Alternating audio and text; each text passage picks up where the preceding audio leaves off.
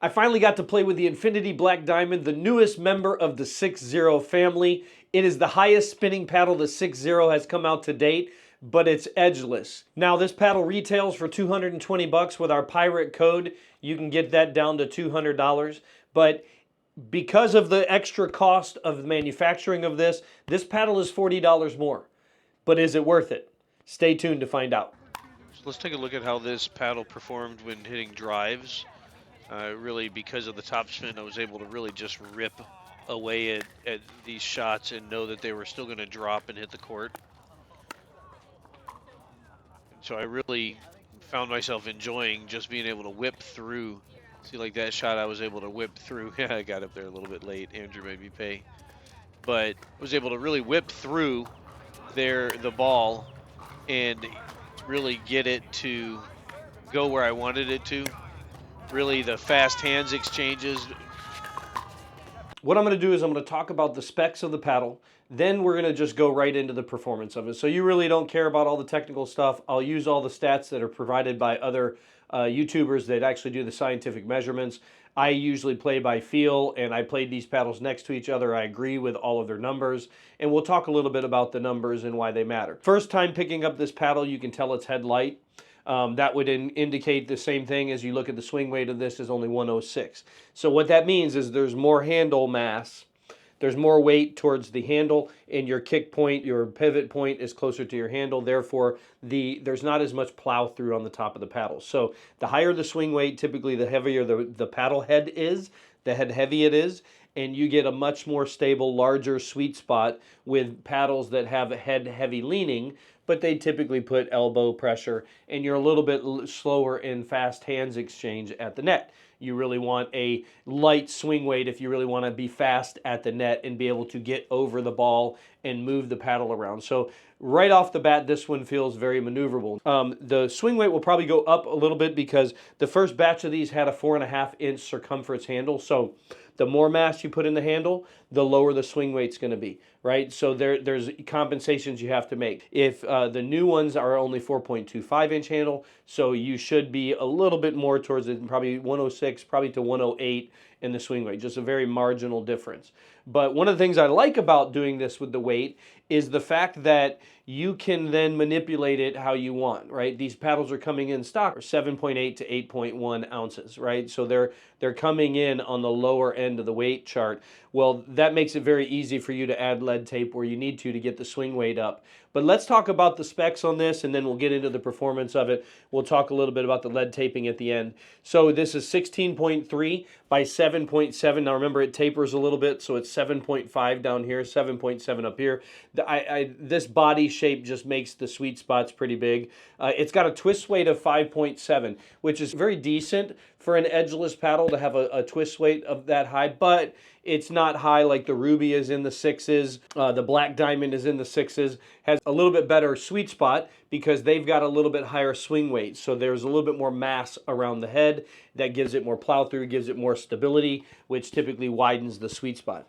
And it's still got the 5.5-inch handle, so you definitely can do the 2E on here very comfortably, getting your finger on the face here. And I always like the bevels on their handles. The bevels are really pronounced on this, so this is a really good feeling paddle out of the gate. But knowing that with a low swing weight of 106, you really, when you're hitting out here on the edge, you're going to feel it. Now, this paddle in general, you can hit all the way out to the edge. So to say it has a smaller sweet spot, it has a smaller feel spot, right? When you hit out here on the edge, it dies because it has a low swing weight, and there's no mass out here that's supporting the paddle. It's only the paddle itself supporting those off-center shots.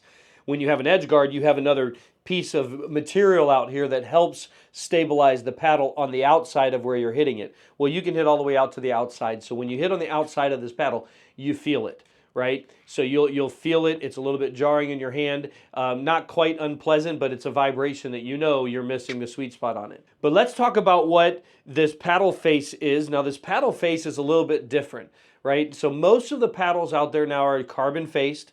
You know, they got this carbon peel ply. Carbon fiber is a stiff material. Well, this is made from a pre-preg unidirectional fiberglass layer, and they put these at different angles and a texture and to apply on top of this, and then they use a peel ply on top of the raw fiberglass infused with epoxy. Fiberglass is a little bit more soft, so it has a little bit more rebound effect. Where this is going to manifest in this paddle is the pop. So we talked about power and pop. Power is when you're driving shots and you're hitting full swings through them. Pop is where you're doing half volleys or fast hands exchanges at the net, right? And this is going to be graded against the other paddles in the SixZero lineup on this performance, because this is the two things that I think sets this paddle above. And we'll talk about lead tape at the end, how you can make this play just like your double black diamond. Because this has more pop than the others in the SixZero line, you're going to like the fast hands exchange with it. Now, because it has a low swing weight, the off-center shots, right, you got to be careful how light you hold the paddle. So that's the other difference you see with a low swing weight paddle. When you hold it softly, the paddle is moving a little bit easier in your hands. When you hold a heavier paddle softly, there's more mass here. So it's harder for the ball to turn the paddle in your hand. Hence the twist weight and the swing weight kind of go hand in hand together. As far as the SixZero lineup, this guy here has the lowest swing weight out of all of them, right? But it has the most spin. So it's in the high 2200s of spin. So this is a top spinning paddle in the market, not only out of the SixZero line. This is in the 98th percentile. There's only a few paddles on there, and thank you, John Q, for a lot of these statistics and some of the graphs that I'm using here. I love the visuals, and I just want to give a shout out to my boy over there. You can check out his channel. This paddle starts shaving the ball really quickly. Like, I noticed really quickly the material feels rougher, but man, what I noticed a difference is the pop at the kitchen, right? Being able to win some fast hands exchange and be able to move the ball wherever I want it. So you still got all the control, except way out here on the end, you got to be careful there. But with the high spin rate, man, I found that on my first few drives, I was dumping them into the net, because it was grabbing the ball so hard that it was biting so quickly. So I had to actually adjust my swing to give more upward on it so it would make it over the net, and then sometimes this thing would just dive. It would dive at the 7-foot line like it was its job. So out of the power, this would also be right in line with the power of the double black diamond. So based on the charts, this is about the same power as the double black diamond without any modification. Even though it has a lower swing weight, maybe a slightly smaller sweet spot, this paddle is just as powerful as the double black diamond. But I'm going to tell you how to make that change a little bit later to make it more powerful. Okay, so let's get to the performance. That's what you guys care about the most. So first off, let's talk about the drives and serve returns. Take a look at this video. Well, first off, I wanted to see how this compares, and right off the bat, I could tell that this has more spin than the double black diamond. And the power felt pretty similar. Like, they felt really close. The independent testers have shown that they're near identical when it comes to the power, which is a full swing, full returns, full drives. That would be a considered power. So it's basically the same as the double black diamond. But what I could tell extremely different was the spin. This thing definitely has a lot more spin than the double black diamond. And then the third thing I was impressed with was the pop. So this has more pop than the double black diamond. So this is really truly an edgeless paddle that has better performance in several categories than its edged counterpart. I'll say that when you hit out on the edge, like that miss right there, I hit on the very edge of the paddle, and it is still edgeless. You can hit the ball out there, but it's going to be a jarring feedback and not go as far. It is still an edgeless paddle, so you can hit all the way out to the edge, which I did very often, but you're going to get negative feedback and not much performance. Okay, I couldn't have said it better myself. Oh wait, I did. Anyway, all right, now let's look at the next step up, right? So that was the serves and the serve returns. Let's take a look at third shot drops. Does this paddle have the touch? Let's take a peek at these drop shots with this, where I'm just really kind of getting used to third shots. This is the first game playing with it, and so I'm just kind of dialing it in, seeing how it performs. As I started getting a little bit more comfortable with it, the drops got a little bit tighter and tighter, and I was able to generate some offense off of them and really get up to the kitchen line, able to hit really precise shots.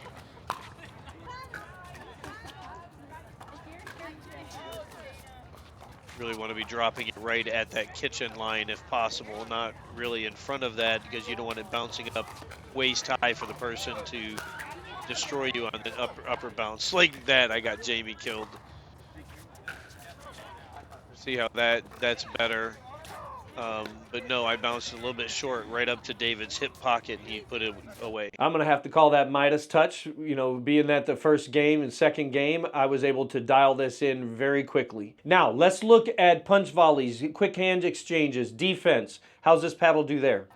Can tell where this paddle shines, and that's really in the fast hands exchange. It has more pop than all but the black diamond itself. The paddle is really responsive at the net. I found myself able to redirect and use their offense against them and just let the ball rebound off the paddle and really get some performance out of it. So I was able to just put pressure and redirect it at their feet when I used their punch, like a good punch volley, using their momentum against them. And I really enjoyed this paddle in this area. I thought it was above average in its performance, and with the spin, you can trust it to do just about anything at the net. And you can see I was always able to get my paddle up, and that makes a big difference when you are able to get the head speed around.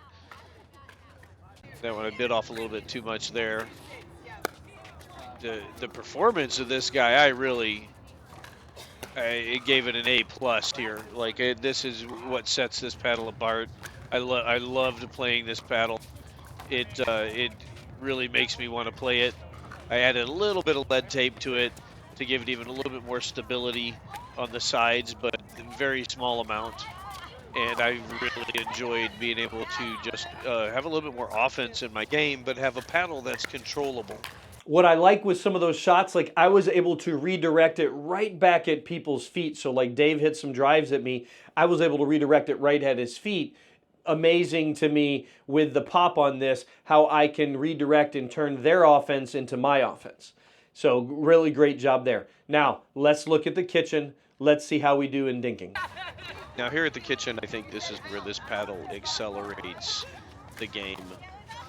And really highlights what it does very well. It's very springy, so it's got more pop than the double black diamond, a little bit less pop than the regular black diamond, but with the spin addition and this pop, I think this becomes a very good offensive paddle that doesn't sacrifice any kind of control. Now, obviously, we talked a little bit about the edge of the paddle, meaning that you hit out on the edge, you're going to have some negative feedback out of the paddle, like you're going to feel some vibration there. And but the precision is still there. You see, like that shot I hit on David there, I hit him up in the shoulder and felt myself able to get to the kitchen line whenever I needed to and be able to put pressure on these guys.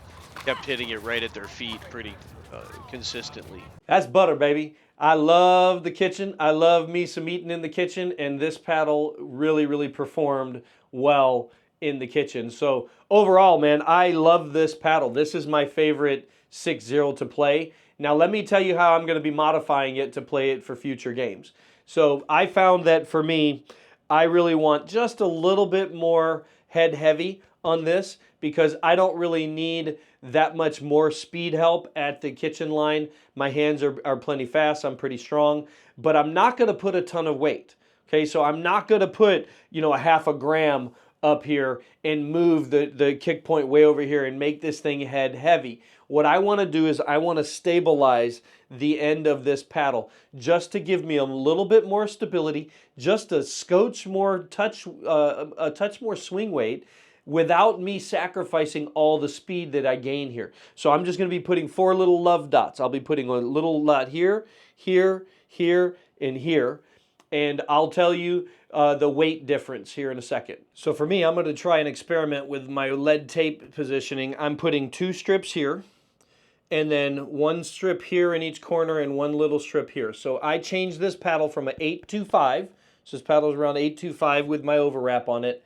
I'm changing this to about an 845, so I'm putting a 0.2 ounce lead tape treatment on here to give it a little bit more head heavy, a little bit more stability. This should give it more power, and it does slow me down just a little bit at the net, but it doesn't feel too intrusive. If it does, I'll take off these 3 top strips, and then that will even increase my hand speed faster by lowering the swing weight again, right? The swing weight would be lower based on the new weighting that I have on here. So I would say from the feeling on this, this would probably be a swing weight around 110. So that's a 4-point difference. It is very similar to what the double black diamond is. The double black diamond swing weight, I believe, is 116. So I would put this closer to 110 to 112 potentially with this new setup. So I'll let you guys know in one of my follow-up reviews how this plays. I want to thank SixZero for sending us these paddles. Appreciate you, and thank you for all of you that are using our code. It helps us keep the lights on. It helps us bring you this great content review to help you make good purchases.